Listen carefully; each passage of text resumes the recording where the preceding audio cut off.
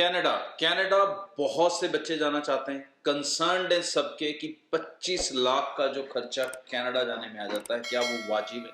क्या इस कॉस्ट को कम किया जा सकता है कनाडा जाने के लिए? क्या स्टूडेंट्स अब जो कनाडा जाएंगे, जो सिचुएशंस वहां पर हैं, क्या वो उनके फेवर में रहेंगी? जिस तरह के से कनाडा अपने रूल्स रेगुलेशंस को चेंज कर रहा है, क्या आपका पीआर या आगे जाके वर्क परमिट की पॉसिबिलिटीज आपके पास रहेंगी? कैसी एजुकेशन आपको सेटलमेंट पीआर की तरफ ले जा सकती है? कनाडा की फ्यूचर स्ट्रेटजी ओवरऑल क्या है? और बजट क्या है जिसके ऊपर आप काम कर सकते हो ताकि अपना पैसा भी बचा सको, कमा भी सको और सेटलमेंट्स भी बना सको? आज इसी विषय पे बातचीत रहेगी। सबसे पहले चाहूँगा कि चैनल को ज़रूर सब्सक्राइब कर लें ताकि डिटेल में आप हर चीज़ को समझ सकें। बहुत से स्टूडेंट्स हैं जो लगातार कनाडा जा रहे हैं, पिछले 15-20 साल से सेटलमेंट्स कर रहे हैं, फ्यूचर बना रहे हैं। आजकल इंटरनेट के ज़रिए हम सब कुछ ट्रांसपेरेंटली देख रहे हैं, तो पिछले दिनों से जो सिचुएशंस चल रही हैं वो भी ट्रांसपेरेंटली सब लोग देख रहे हैं। चाहे वो हाउसिंग प्रॉब्लम्स हो, चाहे वो पार्ट टाइम जॉब्स की प्रॉब्लम हो, फुल टाइम जॉब्स की प्रॉब्लम हो, लेकिन उसके बावजूद भी कनाडा का नंबर कम नहीं हो रहा। कनाडा जाने वाले स्टूडेंट्स कम नहीं हो रहे। और कनाडा ने कहीं ना कहीं इस सिस्टम को कंट्रोल करने के लिए एक कैपिंग का सिस्टम लेके आया, जिसके अंदर लिमिटेड लोग ही अपने वीज़ास ले सकेंगे। तो इस साल तकरीबन 4 लाख के आसपास वीज़ा काउंट रहने वाला है। एक्चुअल फिगर गवर्नमेंट की 3,60,000 है, बट अप्रॉक्सीमेटली चीज़ें उससे ऊपर जाएंगी जिस तरह से एप्लीकेशंस चल रही हैं। तो आने वाले समय के लिए कनाडा कितना सेफ है, कितना बढ़िया है, और क्या ये वैल्यू करता है आपके 25 लाख के खर्चे को? तो इसके ऊपर अगर मैं स्ट्रेट शब्दों में कहूं दोस्तों, तो यस, डेफिनेटली वैल्यू करता है और डेफिनेटली आपको जाना चाहिए। रीज़न क्या है? रीज़न ये है कि ये जो इन्फ्लेशंस की सिचुएशन होती हैं, अनएम्प्लॉयमेंट की सिचुएशंस होती हैं, या हाउसिंग सिचुएशंस हैं, ये सब सिचुएशंस टेम्पररली हैं। ये कनाडा में हमेशा और सदा के लिए रहने वाली प्रॉब्लम्स नहीं है। जो नंबर्स वो अगले 2 साल के लिए कम करेंगे 23 और 24 में, जो उनकी कमिटमेंट है, ये नंबर्स का कम होना उनको एक ब्रीदिंग स्पेस देगा, जिसके अंदर वो 2 साल के अंदर अंदर वो सारा इंफ्रा, इन्फ्लेशन, ऐसी प्रॉब्लम्स, कई economical and other things will improve over the time. और आगे जाके कनाडा तो भाई G7 है, ग्रेट 7 कंट्रीज में आता है, तो डेफिनेटली पीछे मुड़ के देखने वाली कोई सिचुएशन नहीं है। और वैसे भी जब आप एज ए स्टूडेंट जाते हो तो 2 साल आपने सिर्फ पढ़ना ही है, तो इकोनॉमिकल इन्फ्लेशन आपको बहुत ज़्यादा अफेक्ट नहीं करता, क्योंकि GIC आपके पास है। पार्ट टाइम जॉब्स मिल जाती हैं, थोड़ा टाइम लगता है लेकिन सबको मिलती हैं। ऐसा नहीं है कि रह ही जाएगा कोई या भूखा ही मर जाएगा, ऐसी कोई सिचुएशन नहीं होने वाली। और ये टेम्पररी फेस दिन ब दिन अब कनाडा में भी इम्प्रूव ही हो रहा है, तो कहीं पर भी उसमें नेगेटिव कुछ नहीं हो रहा। अब जो आपका बजट है उसके ऊपर आप कैसे वर्कआउट कर सकते हो? तो कनाडा के अंदर आपको सबसे पहले स्मार्टली चुनना होगा अपना लोकेशन, क्योंकि आपकी लोकेशन सीधे सीधे आपके बजट को अफेक्ट कर रही है। अगर आप क्यूबेक में जाते हैं तो आपका GIC 15,000 कुछ हो जाता है, और रेस्ट ऑफ कनाडा में ये 20,000 कुछ रहता है। तो मतलब $5,500 से $6,000 का यहीं पर फर्क आ जाता है। 3 लाख का प्लस का आपका बजट यहीं पर फर्क डाल देता है।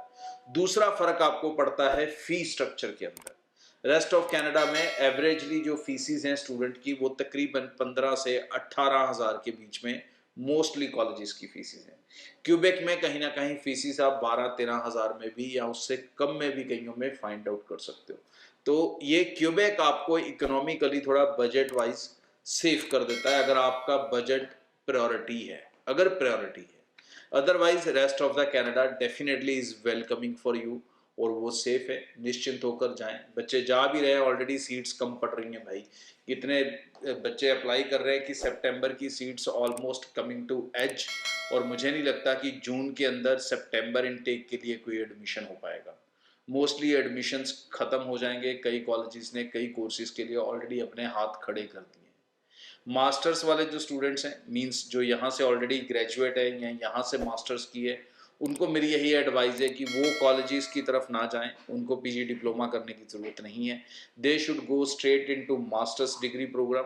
और मास्टर्स आप कई यूनिवर्सिटीज़ में फास्ट ट्रैक में 1 से सवा साल में ख़त्म करके उसके बाद अपने वर्क परमिट या पीआर या सेटलमेंट की तरफ आगे बढ़ सकते हो, कामकाज की तरफ आगे बढ़ सकते हो। तो ये एक रिलैक्सेशन उन्होंने ग्रेजुएट स्टूडेंट्स को ज़बरदस्त तरीके से इस साल जो रूल्स चेंज हुए उसमें दे दिया है। +2 वाले students definitely they should be conscious, locations वो चुने जहाँ पर आपको जॉब्स की प्रॉब्लम्स कम आए।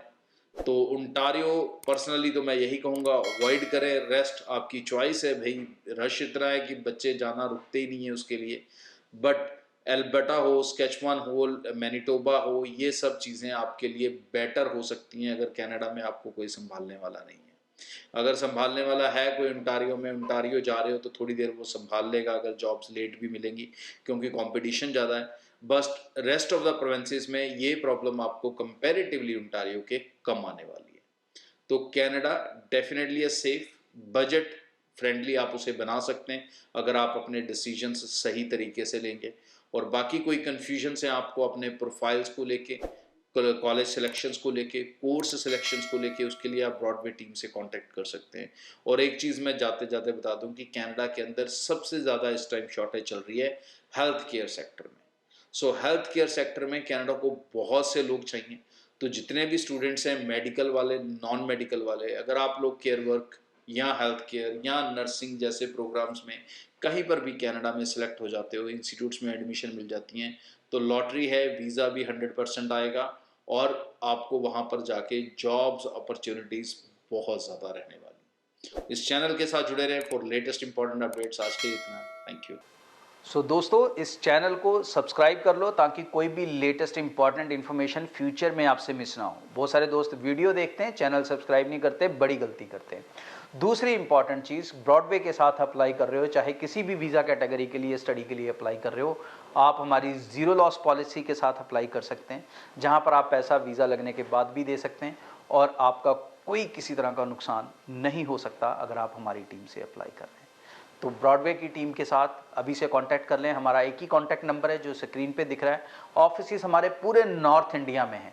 सो आप हमें जम्मू में, पंजाब के कई शहरों में, हरियाणा के कई शहरों में, न्यू दिल्ली में, अहमदाबाद में, इन सब जगहों पर आप हमारी टीम से मिल सकते हैं। और अगर इसके अलावा आप दूर से भी हैं तो निश्चिंत रहें, आपके लिए हमारी एक स्पेशल ऑनलाइन टीम है जो आपको सर्विसेज देगी। अगर आप हमारे ऑफिस के नज़दीक के क्लाइंट नहीं है, कस्टमर नहीं है, आप कहीं दूर से हैं, किसी और स्टेट से हैं या और कंट्री से हैं, तो आप हमारी ऑनलाइन टीम से भी पूरी सर्विसेज ले सकेंगे। आज के लिए इतना। चैनल को सब्सक्राइब करना ना भूलें। Thank you.